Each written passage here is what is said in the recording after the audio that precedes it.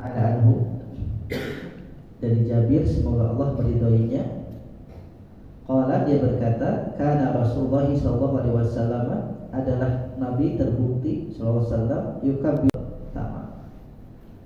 Rawahu Syafi'i bi isnadin dhaif, riwayat Imam Syafi'i dengan sanadnya lemah, ya. Ini rujukannya dari kitab salah satu kitab hadis, ya. Dikuatkan dengan hadis-hadis yang lain yang menyatakan memang Nabi terbukti banyak menyolatkan jenazah dengan 4 kali takbir, dan di hadis yang lain adalah bi Fatihatil Kitab. Bisa jadi jalurnya yang lemah, kan dalam ilmu hadis itu gini, hadisnya sama, redaksinya sama, tapi diriwayatkan orang yang berbeda, nanti statusnya jadi beda. Contoh, diriwayatkan jalur si A itu sahih, diriwayatkan jalur si B itu dhaif. Misalkan, kenapa bisa begitu? Karena di jalur B itu ada orang yang pelupa misalkan, atau ada orang yang di jalur A sahih semua, maka yang diterima adalah jalur si A walaupun sama-sama hadisnya. Itu ilmu hadis. Kayak begini, beritanya sama, kita dapat berita kabar sama, yang satu datang dari orang yang jujur, yang satu datang dari orang yang biasa bercanda dan berbuat itu dia lagi benar. Tentu orang itu akan lebih percaya kepada orang yang biasa jujur. Seperti itulah ilmu hadis. Jadi mempertimbangkan, jangan sampai kemudian makanya kenapa ulama mengkaji, terutama Imam At-Tirmidzi, hadis-hadis dhaif itu dia kaji lagi. Ya, kalau Imam Bukhari, Imam Muslim saklek. Kalau dhaif ya dhaif. Artinya dhaif itu dia tidak ambil riwayat yang dari si fulan, tapi si fulan dia ambil. Nah, kalau Imam Tirmidzi mengkaji lagi, maka kenapa ini dhaif? Apa sebab kedhaifannya? Kalau dhaifnya itu hanya dari masalah lemahnya hafalan, maka dia akan cari pembanding hadis yang sama. Kalau ada ternyata dari jalur yang sikoh, maka dia naikkan hadis itu, ya, menjadi derajatnya hasan. Maka riwayat. Baik, berikutnya ikhwati iman sekalian, sebelum membahas doa ini satu terakhir, ya. Wa an Talhah bin Abdullah, dari Talhah bin Abdullah Ibn Abbas, dalam zahar di saat wajib, bisa seperti zuhur atau asar kan tidak diwajibkan zahar, tapi tetap harus ada gerak mulut. Jangan diam Pak di dalam hati, maka disunahkan harus ada gerak mulut. Nah, gerak mulut itu pasti menimbulkan ada desiran suara, sehingga desiran suara itu yang terdengar oleh Talhah bin Abdullah bin Auf ketika Ibnu Abbas membaca Bismillah. Pasti kedengar walaupun tidak kencang. Bisa jadi posisi jauh. Makanya dia menginfokan, ya, bahwa Ibnu Abbas menyolatkan jenazah dan aku di belakangnya. Faqara al-Fatihatul Kitab, dia membaca Fatihatul Kitab. Artinya tentu di rakaat yang pertama. Faqala lita'lamu annaha sunnatun. Maka Ibnu Abbas berkata, supaya kalian ketahui bahwa Fatihatul Kitab itu adalah sunnah. Kenapa sunnah? Karena sholat jenazah itu sendiri adalah sunnah. Sholat jenazah itu sendiri adalah, pada saat sholat jenazah Pak Ustaz, ya, jika jenazahnya lebih dari satu, ya, di mana posisi imam dan bagaimana posisi jenazahnya sendiri Pak Ustaz? ya. Kalau sholat mayat banyak kan posisi imamnya di mana?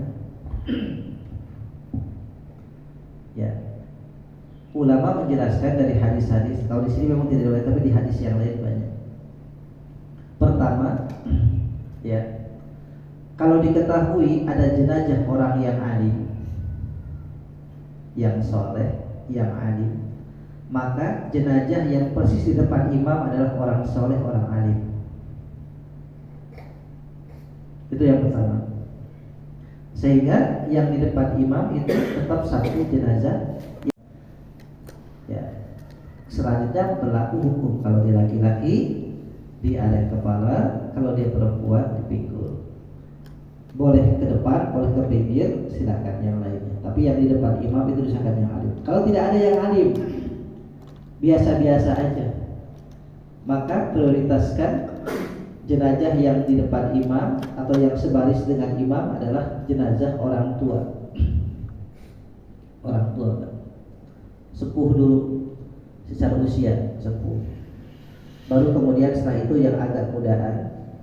Kemudian baris berikutnya adalah paling depan dengan imam adalah jenazah laki-laki, terutama yang dikhususkan kalau diketahui ada orang alim, ada orang soleh, ya ahli Quran atau ulama, maka itu yang didahulukan di depan imam posisi. Walaupun perempuan. Kenapa? Walaupun itu wanita. Kalau perempuan enggak. Di situ ada semua jenazah, tapi ada satu ustazah. Tapi yang laki-laki gak ada yang ustaz misalkan, atau gak ada yang ahli Quran, maka tetap berlaku hukum awal, di laki-laki tetap di depan. Itu berlaku yang alim bagi mayat yang laki-laki. Bagi yang perempuan tetap di belakang. Jadi begitu. Jadi kalau sholat muasal itu begitu. Misalkan kayak kejadian di Sumatera, banjir bandang, ada korban, sekali ketemu misalkan 5 orang atau bahkan lebih dari itu, maka dilihat, diidentifikasi laki-laki. Karena kita nggak tahu misalkan informasi tentang alim tidak alim, sudah yang tua dulu di depan atau yang depan. Kemudian setelah itu, kalau dia hanya 10 bisa satu baris. Atau dibikin, kalau dibikin bagaimana kalau 10 itu tidak umum. Dibikin satu baris, tapi yang di depan imam adalah yang paling jenazah yang paling tua secara identifikasi. Oh ini umurnya nih 60 tahun nih, yang lain 50 ke bawah, berarti yang 60 tahun yang di depan imam. Begitu urutannya, sebagaimana yang dijelaskan di banyak hadis yang lain atau ulama menjelaskan. Allah a'lam.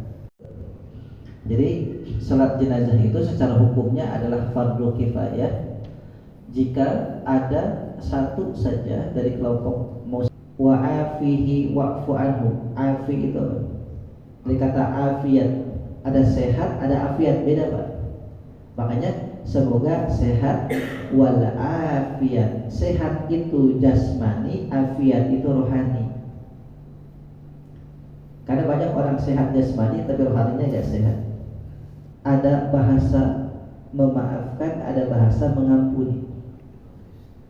Amnesti itu kan pengampunan, bukan pemaafan Pak.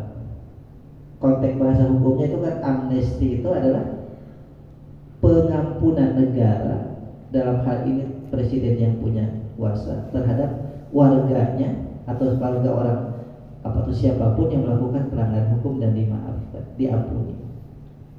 Kalau memaafkan itu biasa bahasa umum. Ya. Maka dua-duanya digunakan. Allah baghfirlahu warhamhu wa'afihi wa'fu anhu, digunakan, maafkan. Kemudian wa akrim nuzulahu. Wa akrim, dan muliakanlah nuzulahu, tempatnya.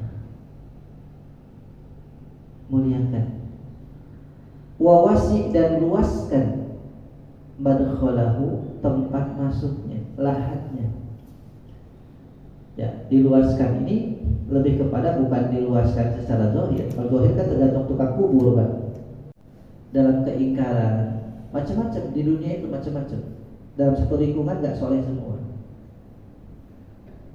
Maka semoga di kuburnya dia dikumpulkan dengan ahli yang lebih baik. Ya, makanya ada satu ketentuan Pak. Ini ulama-ulama sudah membahas ini, tapi akhir-akhir ini jarang dipublikasi. Apa itu?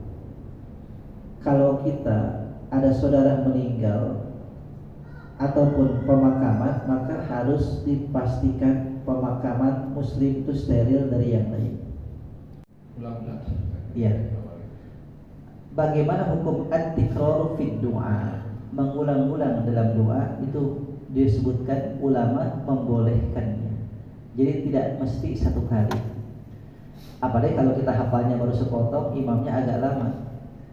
Ya, untuk menghindari kekosongan pikiran maka boleh mengulang-ulang. Misalkan kita hafalnya Allah baghfirlahu warhamhu wa'afihi wa'fu anhu wa'afihi wa'afihi sampai di situ.